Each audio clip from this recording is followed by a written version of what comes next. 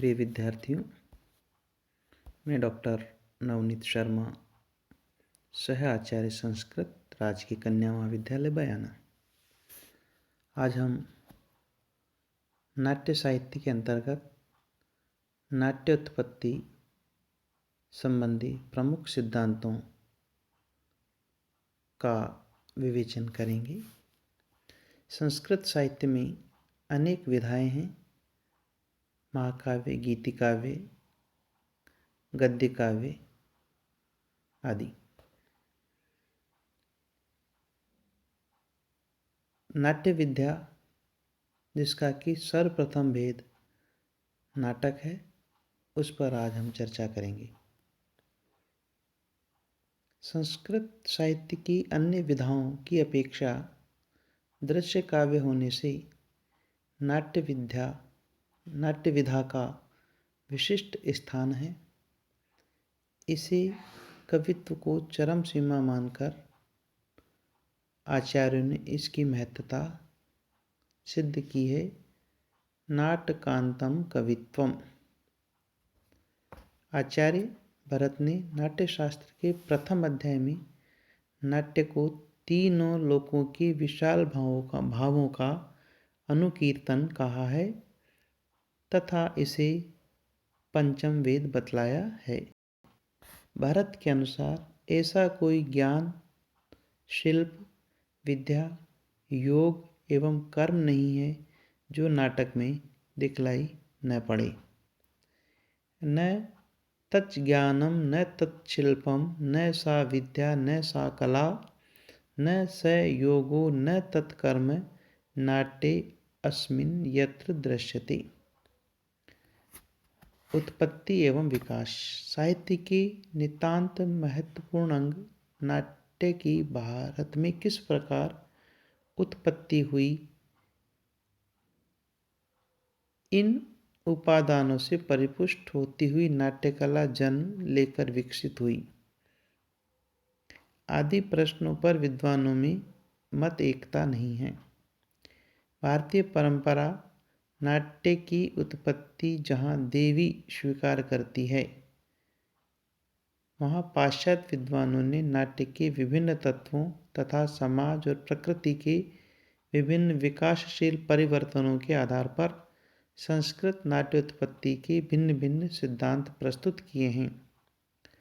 उन सिद्धांतों को संक्षेप में हम यहाँ जान पाएंगे, क्योंकि वादे वादे जायते तत्वबोधः के अनुसार विभिन्न मतांतरों से ही नाट्योत्पत्ति संबंधी कोई स्पष्ट धारणा निर्मित हो सकती है। नाट्योत्पत्ति संबंधी प्रमुख सिद्धांत। भूतों की उत्पत्ति और समाप्ति गीता के अनुसार अव्यक्त ही रहती है, केवल मध्य ही व्यक्त रहता है। अव्यक्तादीनि भूतानि व्यक्त मध्यानि भारत अव्यक्त निधनान्येव तत्र का परिवेदना। संभवतः यही कारण है कि किसी वस्तु के उद्भव के विषय में भ्रांतियों का निराकरण और एकमत स्थापन नहीं हो पाता। संस्कृत नाटकों की उत्पत्ति की समस्या भी ऐसी ही है। इस पर विचार करने हेतु विभिन्न विद्वानों ने विभिन्न मतों की सृष्टि की है या विभिन्न मत प्रस्तुत किए हैं। वे इस प्रकार से हैं: देववाद, संवाद सूक्तवाद, नृत्यवाद,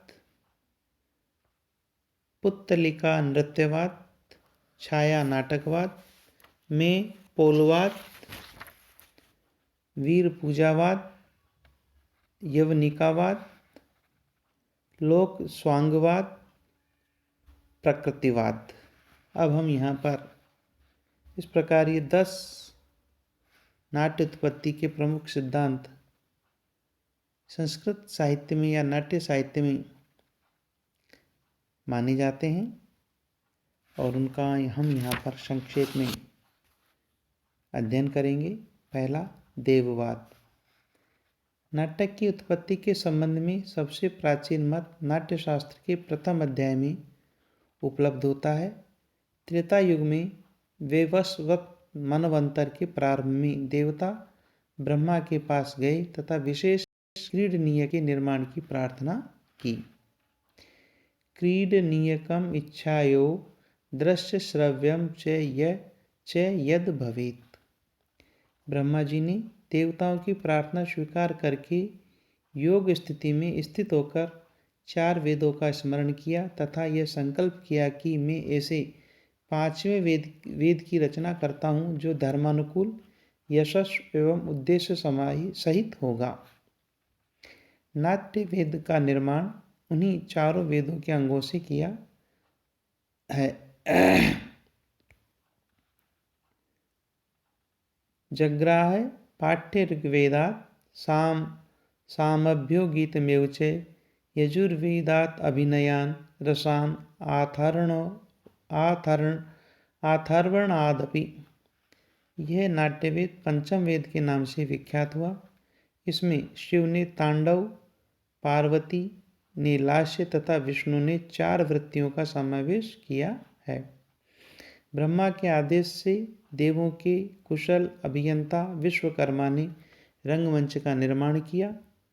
इंद्रध्वज पर्व के शुभ अवसर पर प्रशिक्षित नर नारियों ने त्रिपुरदाह तथा समुद्र मंथन नामक नाटकों का प्रदर्शन किया। अब हम एक एक वाद के विषय में संक्षेप में चर्चा करते हुए उसकी समीक्षा भी साथ ही साथ करेंगे, जिससे यह ज्ञान हो सके कि वास्तव में नाट्य की उत्पत्ति किस प्रकार हुई या नाट्य की उत्पत्ति में किस सिद्धांत की प्रमुखता रही। नाट्य शास्त्र के अनुसार नाटक की उत्पत्ति की संक्षिप्त कथा यही है, परंतु 20वीं शताब्दी का पाठक या 21वीं शताब्दी का पाठक, आज के समय में कहें तो 21वीं शताब्दी का पाठक इस कथा का विश्वास करेगा तो पौराणिक, नहीं तो मध्यकालीन अवश्य कहलाएगा। विद्वान इस बात से सहमत नहीं हो सकते कि नाटक की उत्पत्ति मात्र ब्रह्मा के संकल्प मात्र से ही हो गई है। नाट्य शास्त्र में जिन सूक्ष्म, जटिल एवं सर्वांगीण सिद्धांतों का विवेचन हुआ है, उनके विकास में सहस्त्राब्दियों की नहीं तो शताब्दियों की आवश्यकता अवश्य हुई होगी। दूसरा है संवाद सूक्तवाद। भारतीय साहित्य में प्राय सभी बातों का मूल वेदों में खोजने की प्रवृत्ति रही है तथा यह कोई आश्चर्य की बात नहीं, क्योंकि वेद भारतीय साहित्य की प्राचीनतम निधि हैं। यही कारण है कि मनुष्यों ने भारतीय नाटक का उद्गम भी वेदों में खोजने की चेष्टा की। ऋग्वेद में अनेकानेक संवाद सूक्त जैसे इंद्र मरुत संवाद, पुरुरवा उर्वशी संवाद, यम यमी संवाद, अगस्त्य लोपामुद्रा संवाद आदि। मैक्स मूलर ने इन्हीं संवादों को नाटक का मूल माना है। इस मत का समर्थन लेवी श्रोएडर तथा हंटेल ने भी किया है। समीक्षा के रूप में हम देखते हैं तो यह मत वस्तुतः अपने आप में अधूरा है, क्योंकि नाटक का संवाद ही एकमात्र भाग नहीं होता। प्रोफेसर कीथ उक्त मत से सहमत नहीं हैं। तीसरा आता है नृत्यवाद। मैकडोनल्ड की धारणा है कि नट धातु से ही नट तथा नाटक शब्द बने। नट धातु संस्कृत की नृत्य धातु का ही देशी रूप है। सामूहिक नृत्यों से ही नाटक की उत्पत्ति हुई, ऐसा उनका विचार है। बाद में हाव भाव, अंग संचालन एवं गीत आदि भी जोड़ दिए गए तथा इन सब की नाटक संज्ञा हुई या ये सब नाटक कहलाए।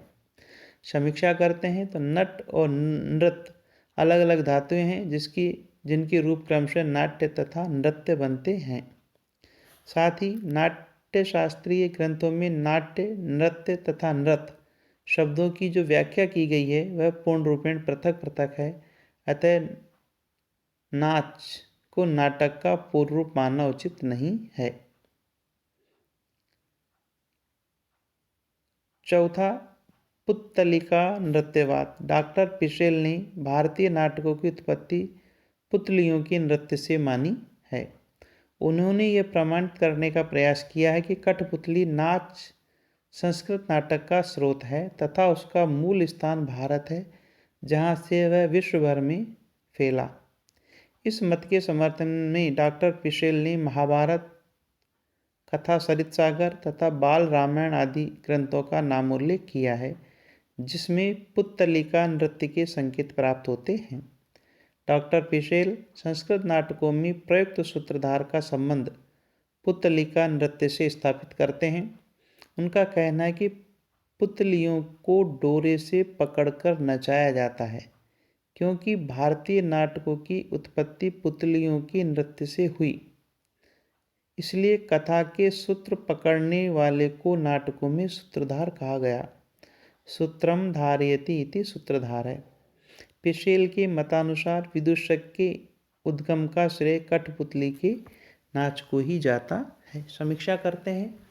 पाश्चात्य विद्वान रिजवे ने यह कहकर उक्त मत का खंडन किया है कि सूत्रधार डोरे पकड़ने के कारण नहीं, अपितु नाटक की कथा वस्तु को संक्षेप में वर्णित करने के लिए कहा है। छाया नाटकवाद। डॉक्टर पिशेल का नाट्योत्पत्ति संबंधी एक दूसरा मत भी है। वे नाटकों की उत्पत्ति छाया नाटकों से मानते हैं। छाया नाटक में पर्दे के भीतर से अभिनेताओं का अभिनय दिखाया जाता था। संस्कृत में इस प्रकार का नाटक दूतांगद था। इस मत का समर्थन डॉक्टर लोडर्स तथा कोनो महोदय ने भी किया है, परंतु यह मत अधिक प्रचलित नहीं हो सका। समीक्षा करते हैं। तो समीक्षा के रूप में विचारकों ने इस मत को भ्रांतिपूर्ण बतलाया। डॉक्टर कीथ का कहना है कि यह सिद्धांत महाभाष्य के एक प्रसंग के अशुद्ध अर्थ पर आधारित है, और यह भी नहीं भूलना चाहिए कि इस सिद्धांत के पक्षपात को भी रूपकों की सत्ता छाया नाटक के जन्म से पूर्व स्वीकार करनी होगी। साथ ही इसमें एक सबसे बड़ी त्रुटि यह भी है कि इसके आधार पर रूपकों के गद्य पद्य मिश्रण और संस्कृत प्राकृत के प्रयोग का कोई कारण नहीं बतलाया जा सकता। छठा, मेपोलवाद। कुछ पाश्चात्य विद्वानों का विचार है कि नाटकों की उत्पत्ति मेपोलवाद से हुई, अर्थात मेपोल नृत्य से हुई। भारतीय विद्वानों में श्री हरिप्रसाद शास्त्री भी नाट्य शास्त्र में वर्णित इंद्रध्वज उत्सव के अवसर पर हुए प्रथम नाट्य प्रयोग से प्रेरणा प्राप्त कर 1 मई को यूरोप में होने वाले मेपोल उत्सव से साम्य बैठाते हुए नाटक की उत्पत्ति मानते हैं। मेपोल में किसी एक युवती को अलंकृत कर एक स्तंभ गाड़कर उसके चारों नृत्य आदि किया जाता था। श्री शास्त्री के मत में निर्जीव शिशिर के अंत में वसंतोत्सव को मनाने के लिए किए जाने वाले प्रदर्शनों से नाट्योत्पत्ति हुई। समीक्षा करते हैं तो दोनों उत्सवों में उद्देश्य, भाव तथा रूढ़ि किसी का भी साम्य नहीं है। पाश्चात्य देशों का मेपोल नृत्य वसंत आगमन के आधार पर होता था, तो भारतवर्ष में इंद्रध्वज वर्षांत के समय, अतः कहीं कीट कहीं का रोड़ा जोड़ना उचित प्रतीत नहीं होता है। 7वां सिद्धांत वीर पूजावाद। डॉक्टर रिजवे वीर पूजावाद से नाटक की उत्पत्ति मानते हैं। उनकी मान्यता है कि जिस प्रकार ग्रीक देश में नाटक का जन्म दिवंगत वीरों के प्रति किए गए सम्मान के परिणाम स्वरूप हुआ, उसी प्रकार भारतवर्ष में भी नाटक की उत्पत्ति वीर पूजा से हुई। रामलीला और कृष्णलीला इसी प्रकार की भावनाओं के परिणाम हैं। डॉक्टर वचन देव कुमार ने वीर पूजावाद के स्थान पर मृतक पूजावाद शब्दों का प्रयोग किया है। समीक्षा करने पर हम पाते हैं कि इस मत में कोई विशेष बल नहीं है। यहाँ तक कि इस मत को बहुत से पाश्चात्य विद्वान भी नहीं मानते हैं। यहाँ पर यह भी उल्लेखनीय है कि राम और कृष्ण आदि की पूजा के पीछे मृत आत्माओं के प्रति सम्मान व्यक्त करने की भावना भी अधिकांश विद्वान के द्वारा मान्य नहीं है, क्योंकि हम राम व कृष्ण की पूजा इसलिए करते हैं कि भगवान के चरित्र का स्मरण व श्रवण करें, हमें सुख और शांति मुक्ति प्राप्त हो। 8वां मत यवनिकावाद। इस मत के अनुसार भारतीय नाटकों की उत्पत्ति सिकंदर के आक्रमण के पश्चात ग्रीक नाटकों के प्रभाव से हुई। इसका एक प्रमाण यह भी है कि संस्कृत नाटकों में पर्दे का प्रयोग होता है और पर्दे को जवनिका कहते हैं। यह जवनिका शब्द यवन से बना है, ऐसा कुछ विद्वान मानते हैं। इस मत के समर्थक वेबर महोदय हैं। वेबर की मान्यता है कि भारतीयों ने यूनानियों से संपर्क काल में यह विद्या सीखी। समीक्षा करने पर हम पाते हैं कि वेबर की यह मान्यता पूर्ण रूपेण अनुचित है, क्योंकि यूनान में खुला रंगमंच और वहाँ पर्दे का प्रयोग होता ही नहीं था।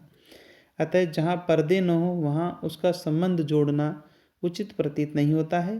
साथ ही यूनानी नाटकों और भारतीय नाटकों में अनेक असमानताएं होने के कारण भारतीय नाटक को यूनानी नाटक से व्युत्पत्ति मानना उचित प्रतीत नहीं होता है।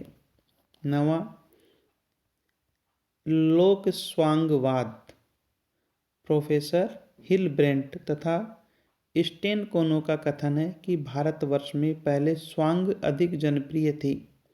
उन्हीं स्वांगों में रामायण महाभारत की कथाओं का संयोजन कर नाटकों का विकास किया गया। समीक्षा करने पर हम पाते हैं कि यह मत भी मान्य नहीं हो सका। डॉक्टर कीथ ने इस मत का प्रबल विरोध किया है। 10वां, प्रकृतिवाद।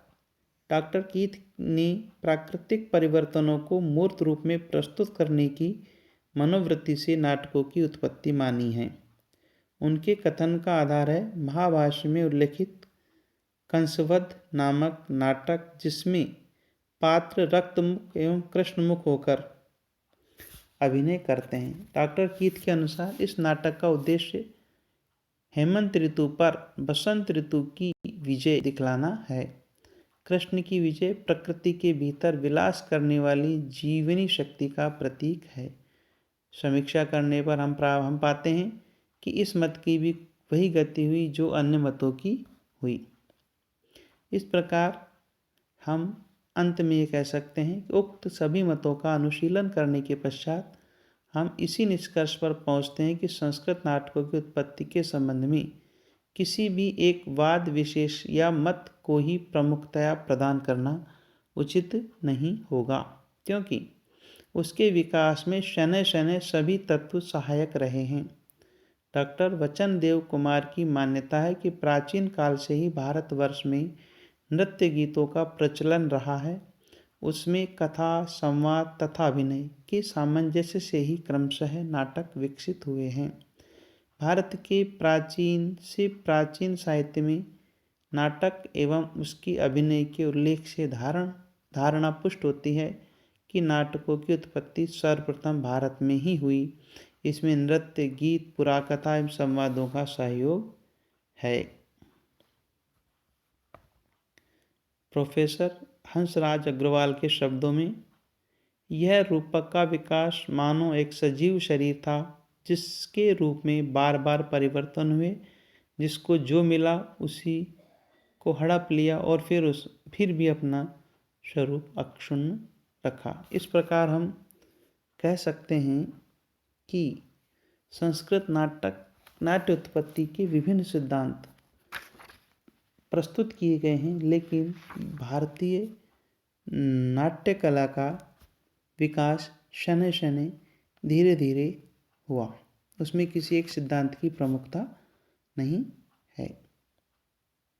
आज के इस कालांश में हम इतना ही अध्ययन करेंगे। धन्यवाद।